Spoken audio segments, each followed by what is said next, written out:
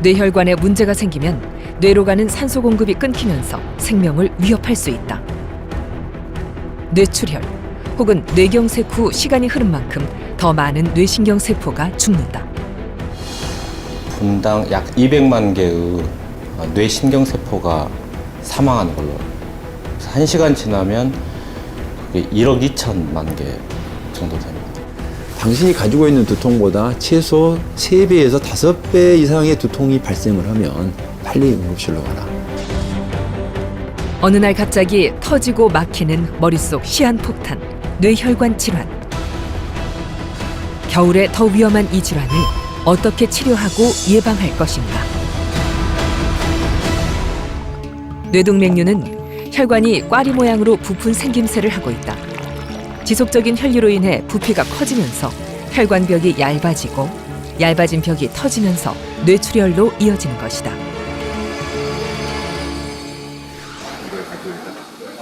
일단 한번 출혈이 있고 한번 멈춘 상태.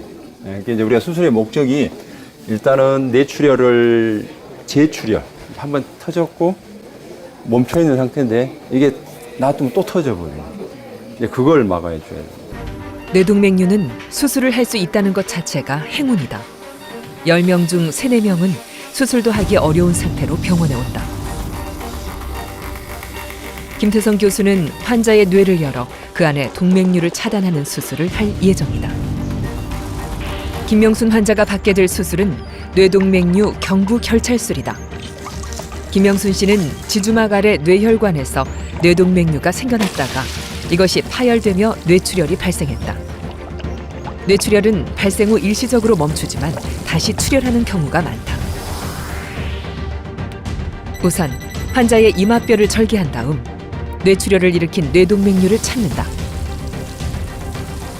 그 다음 뇌동맥류 전용 클립을 이용해 동맥류의 경부를 잡아 출혈을 막는다. 현재 뇌동맥류 수술에 사용되는 수술법은 크게 2가지. 그중 하나가 뇌동맥류 클립을 이용하는 결찰술이다. 터진 동맥류를 조심스럽게 주변과 분리한 다음 출혈이 있었던 부위에 클립을 이용해 결찰술을 진행한다. 뇌출혈은 출혈이 있은 후 잠시 멈췄다가 재출혈이 일어나는 경우가 많다. 때문에 재출혈이 없도록 하는 것도 수술의 주요 관건 중 하나다. 여러 가지 변수가 좀 많이 있어요. 뇌출혈 환자들은 수술로서 딱 끝나는 게 아니고 이제 중환자실에서 한 최소 일주일 정도는 계속 우리가 봐야 되고 뇌압이 빠질 때까지 뇌압이 이렇게 거의 정상이 될 때까지 계속 또 봐야 되고. 그렇다면 뇌동맥류가 터지면 어떤 증상이 나타나게 될까? 뇌출혈 부분에서는 가장 중요하게 생각하는 게 두통입니다. 두통. 그래서 이 두통은 본인이 지금까지 한 번도 경험해 보지 못한 두통. 저는 이제 환자분들한테 이렇게 이야기를 하는데 당신이 가지고 있는 두통보다 최소 3배에서 5배 이상의 두통이 발생을 하면 빨리 응급실로 와라.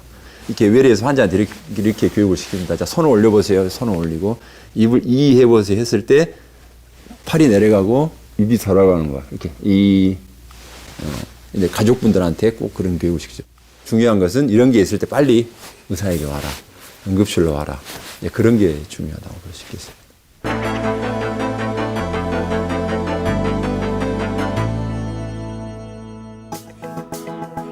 가장 정확한 방법은 MRI 같은 영상의학기기를 통해 뇌혈관의 상태를 살펴보는 것이다. 어딘가 문제가 생겨야 검사를 받는 대신 미리 혈관 상태를 파악해 놓는 것이다.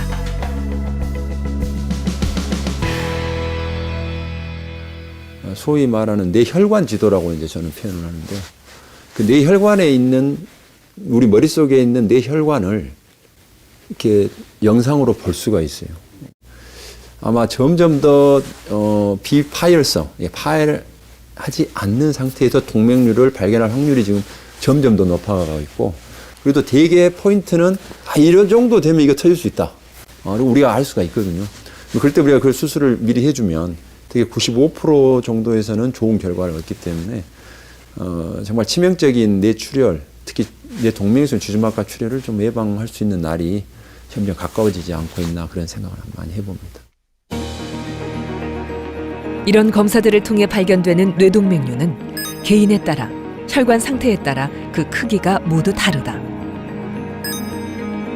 머릿속 시한폭탄이라는 뇌동맥류. 그렇다면 뇌동맥류는 발견 즉시 모두 수술해야만 하는 것일까? 제일 중요하게 생각하는 저희 기준은 크기. 크기가 지금은 한 5mm를 봅니다. 5mm를 기준으로. 5mm 이상인 경우에는 되도록이면 좀 수술을 쪽을 많이 이제 이야기를 하고, 이게 7mm, 10mm가 넘어가면 이거는 이제 무조건 합시다. 이렇게 이제 제가 강하게 이야기를 하는데, 그다음에 위치. 이걸 내가 수술을 해가지고 과연 내가 원하는 결과를 얻을 수 있느냐는 것을 이제 생각을 했는데, 우리 뇌 쪽에서는 위치가 굉장히 중요합니다. 굉장히 수술하기 접근이 어려운 위치도 있거든요. 근데 또 아주 쉬운 위치도 있어요. 그래서 이제 위치를 두 번째 보고, 세 번째는 그분의 이제 나이를 좀 많이 봅니다. 왜냐하면 최소한 5 내지 10년 정도의 건강하게 사실 수 있는 예명을 가지고 계신다면 그때는 수술을 좀 고려를 해라. 뇌혈관 출혈에서 조심해야 될 거 딱 두 가지를 골라라 하면, 하나는 고혈압, 하나는 담배. 두 가지가. 고혈압이 있다고 해서 뇌동맥류가 발생하고, 고혈압이 있다고 해서 이게 뭐 100% 터지냐, 이제 아직까지 그런 뭐 증거는 없는데, 저희들이 이렇게 쭉 이제 학문적으로나 경험적으로나 이렇게 밝혀진 걸 보면, 역시 고혈압이 굉장히 내 동맥류를 터지게 하는 위험인자 중에 첫 번째다라고 지금 알려져 있습니다. 그래서 이 환자의 경우 세 가지 뇌혈관 중 중대뇌동맥과 전대뇌동맥에 혈액을 공급하는 내경동맥이 혈전에 의해 막힌 상태다. 뇌의 앞쪽 대부분에 혈액 공급이 되지 않고 있다. 혈액 공급을 위해 즉시 인터벤션 시술로 흡입 혈전 제거술을 시행한다.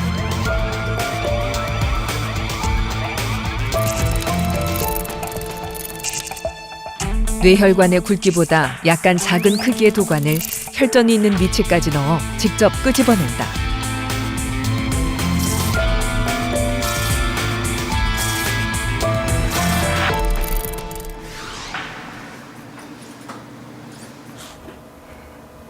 환자의 혈관을 막고 있는 혈전의 크기가 워낙 커 한 번에 쉽게 제거가 되지 않는다.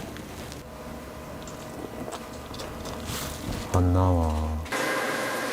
좀 더 굵은 도관으로 다시 한번 시도해본다.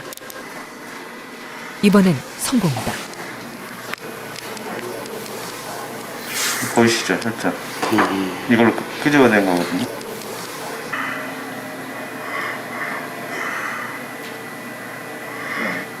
중대뇌동맥 혈관 직경과 거의 비슷한 크기에 상당히 굵은 혈관을 집어넣어서 빨아들인 거죠, 뒤에서. 거의 100% 개통이 됐습니다. 뭐 부서져서 뒤쪽으로 날아간 것도 없고, 다행히 잘 됐습니다. 100% 혈관이 뚫린 경우가 되겠습니다. 급성 뇌경색 치료법에는 크게 두 가지가 있다. 직경이 좁은 뇌혈관이 막힌 경우 혈전 융해제를 투여해서 혈전을 녹여 혈관을 개통시키는 방법. 그리고 도관을 넣어 혈전을 끄집어내는 기계적 혈전 제거법이다. 큰 혈관이 막힌 경우 기계적 혈전 제거법이 훨씬 효과적이다.